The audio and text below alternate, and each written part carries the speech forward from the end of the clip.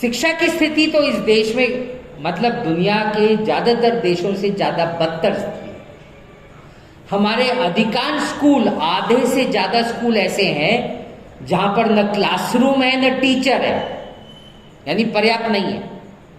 तो एक टीचर एक ही क्लासरूम में 2-3 कक्षाओं को एक साथ पढ़ाता है। ये वैसे ही हुआ कि मैं आप लोगों को बजट पे चर्चा करूं और इन लोगों से संगीत पे चर्चा करूं। एक साथ ऐसे कुछ हो सकता है, लेकिन हमारे देश में पढ़ाई ऐसी होती है। और यही कारण है कि 8वीं कक्षा तक आते आते 30% बच्चे पढ़ाई छोड़ देते हैं और 10वीं कक्षा तक आते आते लगभग 50% बच्चे पढ़ाई छोड़ देते हैं। और जो बच्चे पढ़ रहे होते हैं, ये तो वो है जो पढ़ाई छोड़ दी, जो पढ़ रहे होते हैं उनमें से अधिकांश कुछ पढ़ते ही नहीं, क्योंकि कुछ पढ़ाई हो ही नहीं पाती। 5वीं कक्षा के बच्चे दूसरी का भी गणित और लिखना पढ़ना नहीं जानते। आधे बच्चों की यही हाल है। ये सरकारी सर्वेज है और एनजीओज के सर्वेज है, मेरे आंकड़े नहीं। ऊपर से इस खराब शिक्षा की स्थिति में कोरोना में संकट और गहरा हो गया, क्योंकि स्कूल ही बंद थे। स्कूल बंद थे तो फिर क्या योजना है कि आप ऑनलाइन पढ़ाई कीजिए।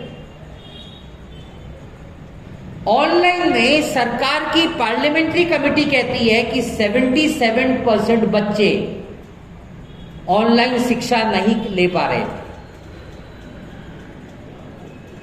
सिर्फ 23% बच्चों ने पढ़ाई की है। ये सरकार की पार्लियामेंट्री कमेटी की रिपोर्ट है। इसका मतलब है कि 2 साल 77% बच्चे न स्कूल गए न घर में पढ़ पाए, तो पढ़ाई तो सब भूल भाल गए होंगे ना। अब स्कूल खुलने लगे, ऐसे में आपको उन बच्चों को पढ़ाने के लिए विशेष कदम उठाने पड़ेंगे ना। कुछ बच्चे, क्योंकि बच्चों को प्रमोशन होता क्या है, अब आप तो कुछ जानते ही नहीं, तो अब आप पढ़ाई कैसे, टीचर कुछ पढ़ाएगा आपके कुछ पल्ले ही नहीं पड़ेगा। कुछ बच्चों के पल्ले पड़ेगा जिन्होंने ऑनलाइन पढ़ाई की है, बाकियों को कुछ समझ में नहीं आएगा और फेल हो जाएगा, पढ़ाई छूट जाएगी। तो जब तक आप उन बच्चों को पढ़ाने के विशेष कदम नहीं उठाते, उसके लिए विशेष शिक्षा की योजना नहीं देते, तब तक देश में जो ड्रॉप आउट आंकड़ा है 30% और 50%, वो तो 70-80% पे पहुंच जाएगा ना। अधिकांश बच्चों की पढ़ाई छूटने वाली है। ये देश के शिक्षा व्यवस्था के सामने सबसे गंभीर संकट है। लेकिन वित्त मंत्री ने सिर्फ ये चर्चा की कि कोरोना संकट है, स्कूल बंद थे। शिक्षा बजट में थोड़ी सी बढ़ोतरी की है, लेकिन कुल मिलाकर 9 बजट की तुलना करेंगे, 2014-15 का देखिए पहला आंकड़ा है, 2022-23 का आंकड़ा है। 9 बजट में सरकार ने बढ़ोतरी की है सिर्फ 2% बजट की। महंगाई कितनी होती है? 7-8% होती है।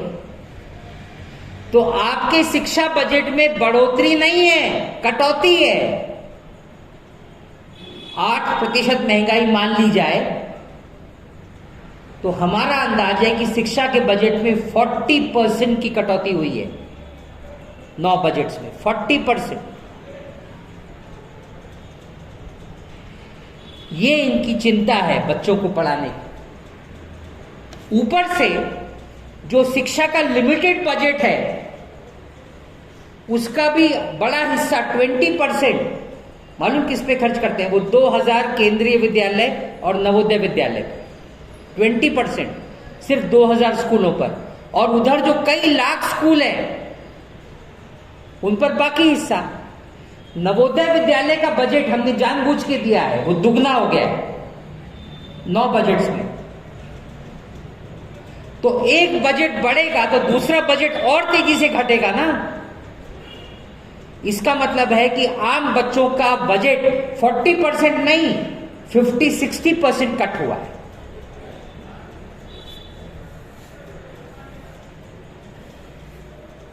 ऊपर से इस साल के बजट में बच्चों की कई शिष्यवृत्ति की योजनाएं और विशेष योजनाएं सरकार ने लगभग समाप्त कर दी। यानी गरीब बच्चों को जो स्पेशल सरकार फेलोशिप वगैरह देती थी, वो सारी योजनाएं लगभग समाप्त कर दी। तो निष्कर्ष क्या मिलता है कि मोदी सरकार शिक्षा व्यवस्था को ही खत्म करने की तरफ बढ़ रही है।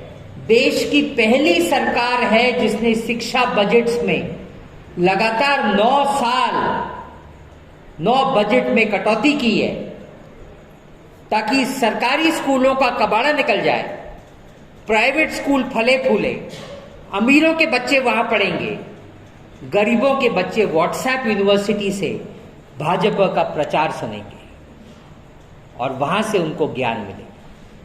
ये असली योजना है। इसीलिए शिष्यवृत्ति खत्म कर रहे हैं, गरीबों की स्पेशल योजना खत्म कर रहे हैं, सब खत्म कर रहे हैं।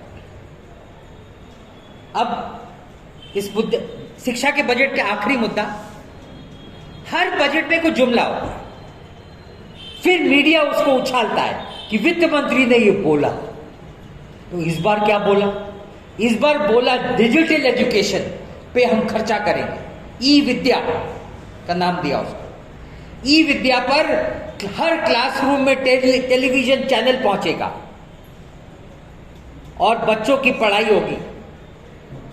अरे भाई, क्लासरूम में टेलीविजन चैनल तब पहुंचेगा जब स्कूल में बिजली होगी और टीवी होगा और इंटरनेट कनेक्शन होगा।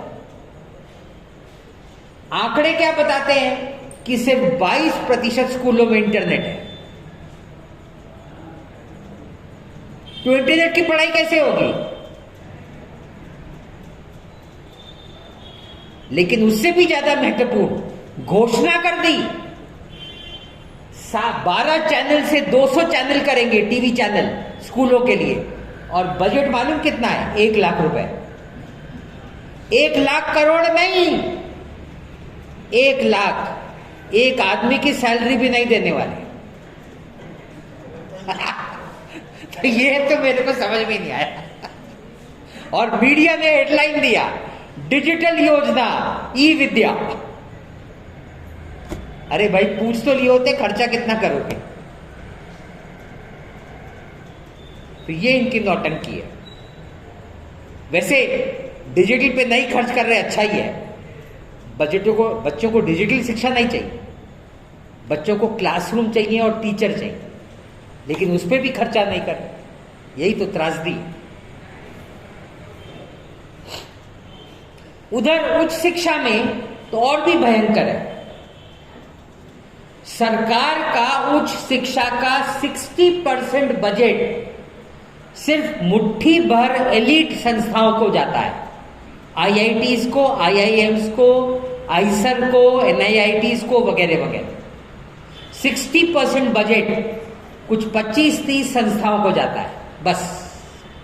और जो हजारों कॉलेज है जिनको यूजीसी से पैसा मिलता है, उसके बजट में सरकार ने 9 सालों में बजट आधा कर दिया, वो भी सिर्फ 5,000 करोड़ रुपए। यानी कॉलेजों को पैसा देना ही नहीं है, तो कॉलेज क्या करेंगे? फीस बढ़ाएंगे। भले ही एडेड कॉलेज हो, पैसा ही नहीं मिलेगा तो फीस बढ़ानी पड़ेगी ना। तो फीस बढ़ती चली जा रही है और इसीलिए अधिकांश बच्चे अब कॉलेज जा ही नहीं पाते। हमारे देश में कॉलेज जाने की उम्र वाले बच्चों में से सिर्फ 20% को डिप्लोमा डिग्री वगैरह की पढ़ाई हासिल है। दुनिया का औसत 60 से 70%। तो जिसकी ये विश्व गुरु की बात करते हैं ना, अनपढ़ गुरु का देश है असल। कौन सा विश्व गुरु? आप बच्चों को पढ़ाना ही नहीं चाहते और सिर्फ व्हाट्सएप यूनिवर्सिटी से प्रचार तंत्र के द्वारा शिक्षित करना चाहते हैं। तो फिर असली बजट कहां बढ़ा रहे हैं? कौशल विकास योजना, उसका बजट तिप्पट हो गया। कौशल विकास योजना पढ़ाई नहीं है, उसमें आपको कुछ टेक्निकल ट्रेनिंग मिलती है, वायरमैन बनने की, इलेक्ट्रीशियन बनने की, वगैरह वगैरह। पढ़ाई नहीं है। पढ़ने के लिए व्हाट्सएप यूनिवर्सिटी है, ज्ञान वहां से मिलेगा, इतिहास के बारे में, संस्कृति के बारे में, विज्ञान के बारे में, और वायरिंग सीख लीजिए, उसके लिए बजट बढ़ा दिया। तो बीमारियों पर आए, स्वास्थ्य बजट पर। स्वास्थ्य बजट में ऑफिशियल आंकड़ा यह है कि कोरोना से इस देश में लगभग 5 लाख लोग मरे, ये आपको मालूम है। अनऑफिशियल आंकड़ा, दुनिया के तमाम अध्ययन, कम से कम 5 रिपोर्ट तो मैंने जनता में छापी है, बताती हैं कि देश में 5 लाख नहीं, 30 से 50 लाख लोग मरे। इसके बारे में तमाम व्हाट्सएप पे भी खबरें घूम रही थी। यही कारण है कि गंगा में लाशें बह रही थी, क्योंकि इनकी स्वास्थ्य सुविधाएं अपूरी पड़ रही थी। न अस्पताल थे, न ऑक्सीजन था, न डॉक्टर थे, स्वास्थ्य सुविधाएं नहीं है। लेकिन कोरोना में जो ऑफिशियल आंकड़ा है 5 लाख, असल में उससे ज्यादा लोग, वो 2 साल का आंकड़ा है ना 5 लाख, यानी 2.5 लाख सालाना, उससे ज्यादा लोग इस देश में अलग अलग बीमारियों से मरते हैं भाई। टीबी से 3 लाख लोग सालाना मरते हैं, ये ऑफिशियल आंकड़ा है। तो टीबी कोरोना से ज्यादा भयंकर हुआ ना, वो हेडलाइन तो नहीं बनता, उसकी कोई चिंता नहीं होती, क्योंकि टीबी से कौन मरता है? गरीब आदमी मरता है। कोरोना से हर एक मर रहा था, तो हाहाकार मच गया, हेडलाइंस बन गई। सच्चाई क्या है कि हमारा देश बीमारियों की राजधानी है। दुनिया की हर बीमारी में ये देश नंबर 1 है। क्यों? क्योंकि सरकार स्वास्थ्य पे खर्चा ही नहीं करती। दुनिया का औसत है 6% जीडीपी का, भारत सरकार का आंकड़ा है 1.5%, 1.5% जीडीपी का। यानी दुनिया के औसत से 1/4 हम खर्च करते हैं, जबकि आबादी हमारी काफी ज्यादा है। तो इसका मतलब है कि हम नहीं के बराबर खर्चा करते हैं। ये सरकार ने घोषणा की थी, हेल्थ एंड वेलनेस सेंटर बनाएंगे, बड़ी बड़ी योजना थी कि ये हम निर्माण करेंगे। 2018 में मोदी सरकार ने घोषणा। बलिया जिले का कपूरी नारायणपुर गांव, यह गांव जिला मुख्यालय से मात्र 10 किलोमीटर दूर है। इस गांव में प्राथमिक विद्यालय के पास बना यह एएनएम सेंटर है, जिसमें वेलनेस सेंटर कागजों में चल रहा है। इस सेंटर की हालात ये है कि यह खंडहर बना हुआ है। गांव वालों का कहना है कि यह वर्षों पहले बना था, लेकिन कभी चालू नहीं हुआ, और वेलनेस सेंटर कहाँ है उनको पता नहीं। कपूरी गांव के बाद एनडीटीवी की टीम पहुंची बघेजी गांव। यहां हमारी मुलाकात वेलनेस सेंटर की सीएचओ से हुई, मगर उनसे वेलनेस सेंटर पर मुलाकात नहीं हुई, किसी दूसरे व्यक्ति के दरवाजे पर हुई, जहां वे अपनी ड्यूटी कर रही थी। बघेजी में बने वेलनेस सेंटर का क्या हाल है आप भी देख लीजिए। यहाँ भी वेलनेस सेंटर एएनएम सेंटर में ही चलता है। इसका भी हाल कुछ ऐसा ही है। बुलंदशहर के शिकारपुर सामुदायिक स्वास्थ्य केंद्र पर जाते ही आपका स्वागत कुछ इस तरह होता है। पानी और गंदगी की निकासी न होने से टॉयलेट का पानी यहां सड़क पर पसरा हुआ है। इस स्वास्थ्य केंद्र में मौजूद डॉक्टर केसी राय और डॉक्टर नीलम सिंह ने बताया कि जिन उपकरणों और दवाओं का जिक्र ऑफिशियल साइट पर है, वो मिल ही नहीं रही हैं। डॉक्टर केसी राय ने बताया कि उनके क्षेत्र में 8 उपकेंद्रों को हेल्थ और वेलनेस सेंटर में बदला जा चुका है, लेकिन वहां पर सिर्फ एक एएनएम, एक सीएचओ और एक आशा वर्कर की ही नियुक्ति की गई है। सीएचसी जो है ना, वो मुख्य अस्पताल होता है, वो उसका आलम था। गंदगी, टॉयलेट का पानी, उसमें इलाज चलेगा लोगों। तो जब इतनी भयंकर परिस्थिति है, पीछे वाली साइड, हाँ ये, हाँ यही, और सीएचसी तो अधिकांश गायब ही है। 7,800 होने चाहिए देश भर में, सिर्फ 5,600 है, और उनमें 80% डॉक्टर है ही नहीं। जितने होने चाहिए उनमें से सिर्फ 20% है। 4,700 यानी लगभग 8,000 सीएचसी में से 5,000 सीएचसी में ऑपरेशन थिएटर है, लेकिन सर्जन ही नियुक्त नहीं है। तो सर्जन ही नहीं होगा तो ऑपरेशन थिएटर रखने का फायदा क्या? तो इतनी बुरी स्वास्थ्य सुविधाओं की परिस्थिति में आगे हो गया। मोदी सरकार का बजट 2014 से लेकर आज तक तुलना करनी है तो नीचे के दो आंकड़े देखिए, क्योंकि तुलना या तो बजट में कितना खर्चा हुआ या जीडीपी का कितना हिस्सा खर्च हुआ। आप देखेंगे तो 9 बजटों में लगभग उतना ही है। 2.25% बजट का सरकार शिक्षा पे खर्च कर रही है। 9 साल में फिगर लगभग स्टैग्नेंट है। जीडीपी का लगभग 0.3% है। सरकार ने 2017 में वायदा किया था कि इसको हम 0.3% से बढ़ाकर 1% कर देंगे। 1% भी कोई ज्यादा नहीं है। दुनिया का जो मानदंड है उससे लगभग 20% है। 1% के बदले सरकारी खर्च केंद्र का लगभग 3% होना चाहिए, लेकिन ये खर्च कर रहे हैं 0.3%। इनके सरकारी आंकड़े और वायदे चाहे कुछ भी बोल दें, ये खर्चा बढ़ाने को ही तैयार नहीं है। ये अस्पतालों की स्थिति सुधारने को ही तैयार नहीं। ऊपर से कोरोना का तो और भी भयंकर है। आपको मालूम होगा वैक्सीनेशन की पॉलिसी, पहले सरकार वैक्सीनेशन करने में इंटरेस्टेड नहीं थी। लोग सुप्रीम कोर्ट में गए, नहीं तो ये बोल रहे थे ना कि प्राइवेट में कराएंगे। याद है आपको? पहले प्राइवेट में वैक्सीन मिलने वाले थे, फिर लोग सुप्रीम कोर्ट में गए तो कोर्ट ने कहा कि नहीं, राज्यों को भी फ्री में दो, फिर हम सब लोगों को वैक्सीन मिले। अब सरकार ने कह दिया है कि वैक्सीनेशन पॉलिसी समाप्त। ऑफिशियली नहीं बोला है, मालूम कैसे बोला है? बजट ही खत्म कर दिया। पिछले साल वास्तविक ये रिवाइज्ड सुधारित अंदाज है लगभग 40,000 करोड़ रुपए खर्च किए थे। इस साल आंकड़ा आ गया है 5,000 करोड़ रुपए, जबकि सिर्फ आधी आबादी का वैक्सीनेशन हुआ है। और बूस्टर डोज की बात कर रहे हैं, लेकिन सिर्फ 1.4% लोगों को बूस्टर डोज मिला है। यानी 99% लोगों को बूस्टर डोज मिलना है, लेकिन आपको कहां से लेना पड़ेगा यदि बजट ही नहीं है तो? प्राइवेट से। तो सरकार ने वैक्सीनेशन पॉलिसी ही समाप्त कर दी है। ऊपर से जो मेडिकल संस्था आईसीएमआर जो रिसर्च करती थी, जिसने वैक्सीन बनाया, उसके बजट में कटौती कर दी है 15%।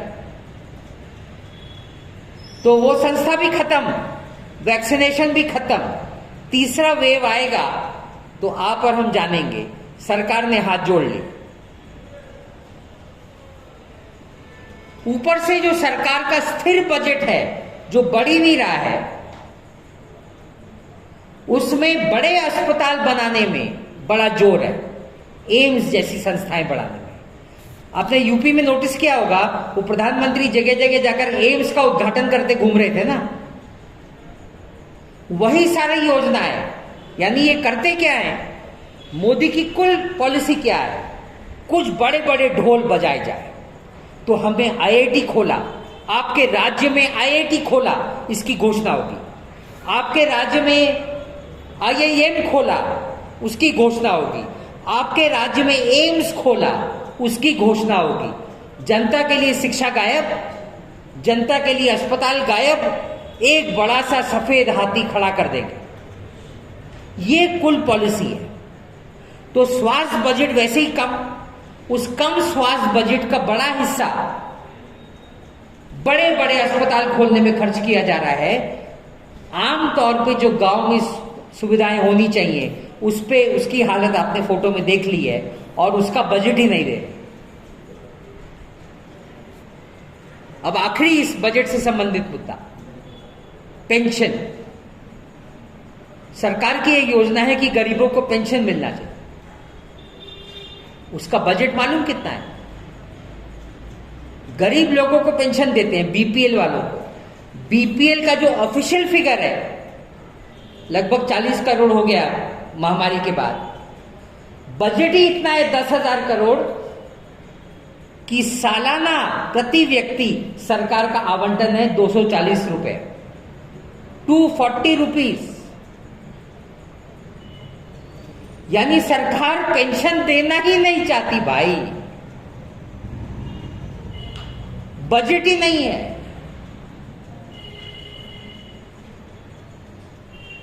लोगों पर खर्च करना ही नहीं चाहते। तो ये सारे खर्च इतने कम क्यों हैं? क्योंकि हमारे देश के इसको बोलते हैं सामाजिक क्षेत्रों पर खर्चा, समाज कल्याणी क्षेत्रों पर खर्चा, सोशल सेक्टर एक्सपेंडिचर। हमारे देश का सोशल सेक्टर एक्सपेंडिचर दुनिया के अधिकांश देशों से कम है। हमारा है 8.7%, बाकी सारे देश 15%, 20%, 30%, 35% खर्चा करते हैं। जबकि हमारी आबादी ज्यादा है तो प्रति व्यक्ति खर्च और भी कम हो जाता है। तो सरकार सामाजिक क्षेत्रों पर खर्चा ही नहीं करती तो आपको शिक्षा, स्वास्थ्य, पेंशन, पोषण मिलेगा कहां से? जो आंगनवाड़ी ताइयां आपको, आपके बजट ही नहीं है ना, केंद्र का बजट ही नहीं है। जब बजट ही नहीं है तो कुछ नहीं मिलेगा।